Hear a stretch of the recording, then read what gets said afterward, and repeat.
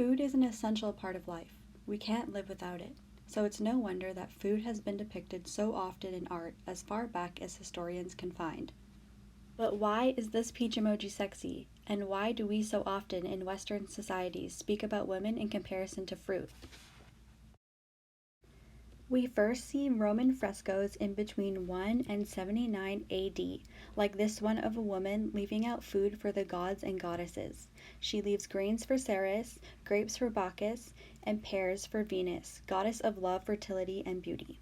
Already we have historical evidence that fruit is linked with the female body.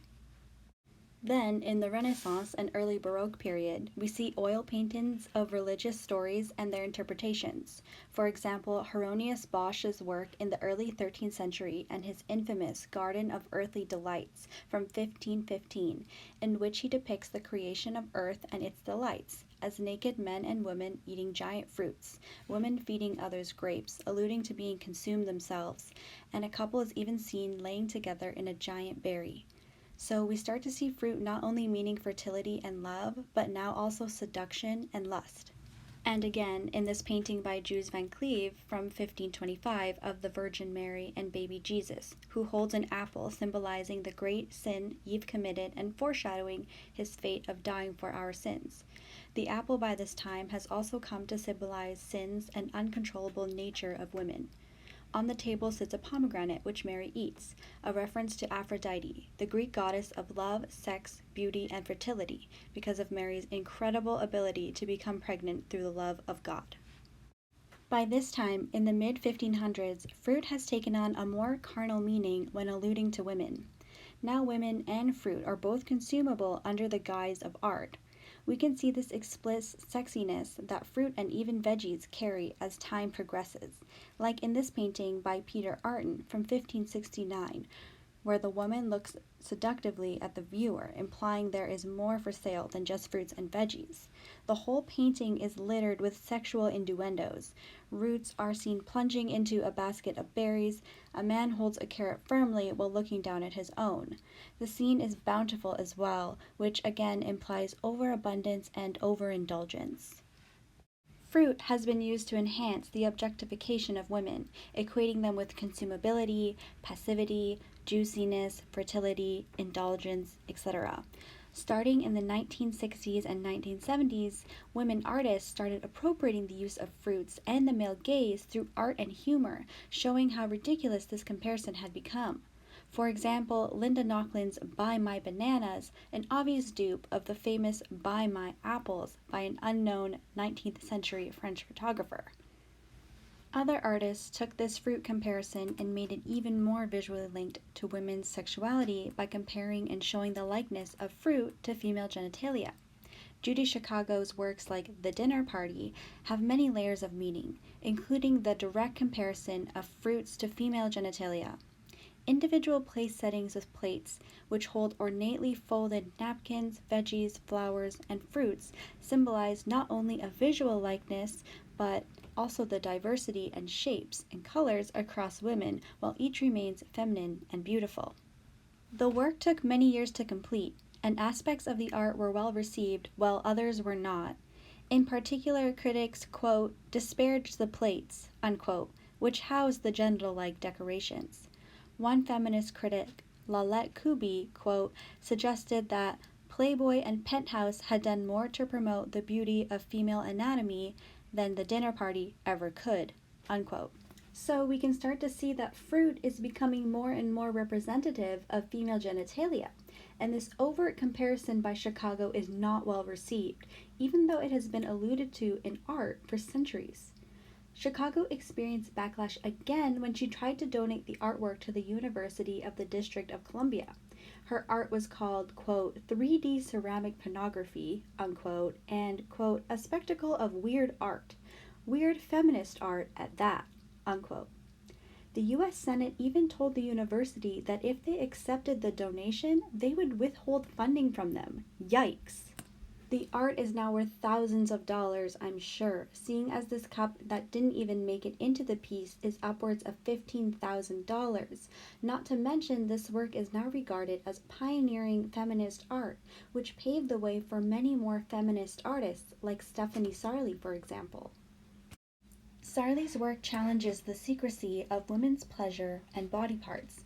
As we explored in week 10, women's genitalia is rarely talked about, and many women don't know whether their genitals look normal or not, and have shame surrounding sexual pleasure or asking others to pleasure them in ways that actually work for them. I think the use of different types of fruit is really important.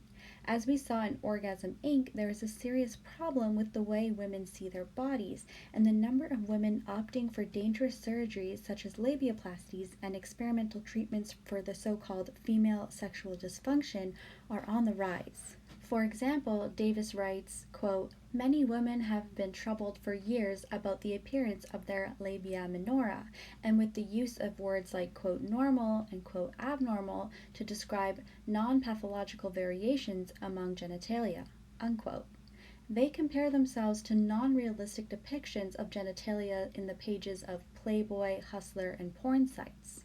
Still, the perfect vagina, although not realistic, has managed to create an ideal that all women are familiar with, as, quote, "The women who undergo this procedure's genitalia are carbon copies of each other," unquote, exhibiting the power of mainstream media through sexualized advertisements and art as well.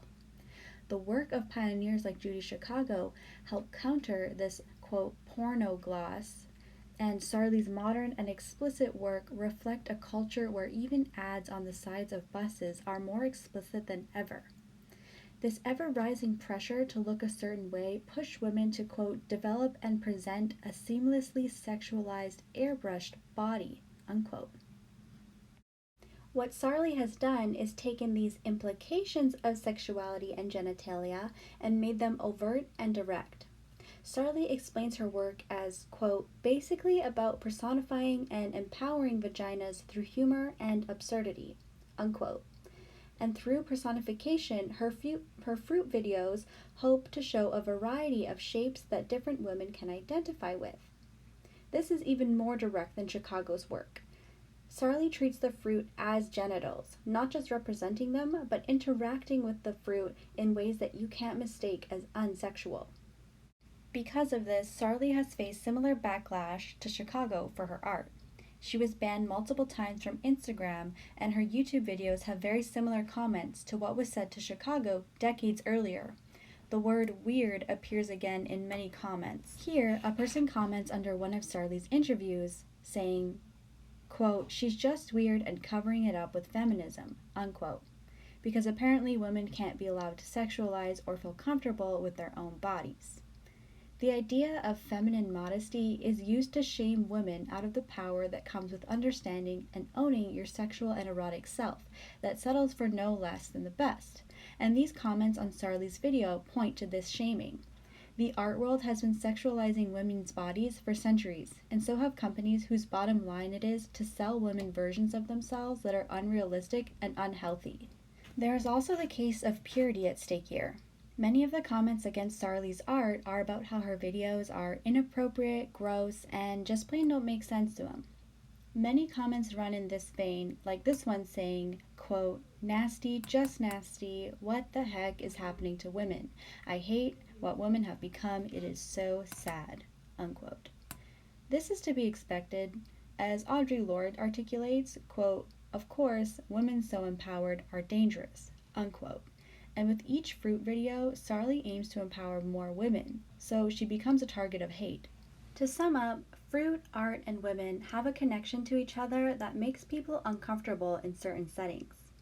Those settings being anything dictated by women-led conversations about sex, pleasure, and diversity. For example, it wouldn't be too explicit to comment an emoji of a peach under a girl in a bikini's picture, but it would be explicit and unacceptable to post a video caressing a juicy peach. Further, women have been simultaneously shamed and praised for what is in their pants, as well as how to use it.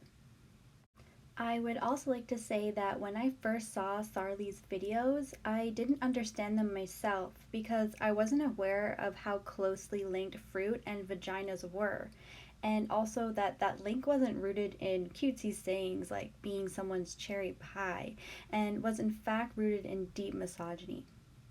I think twice now about using fruit emojis on my friends' posts, although I don't think they mind too much. Which brings me to question whether fruit could be reclaimed in the way other derogatory words against women have been over time. If you'd like to check out any of Stephanie Sarli's videos or other works, they can all be found on her website, which is stephaniesarli.com, and I'll also link it down below with all the other information and resources I used for this video.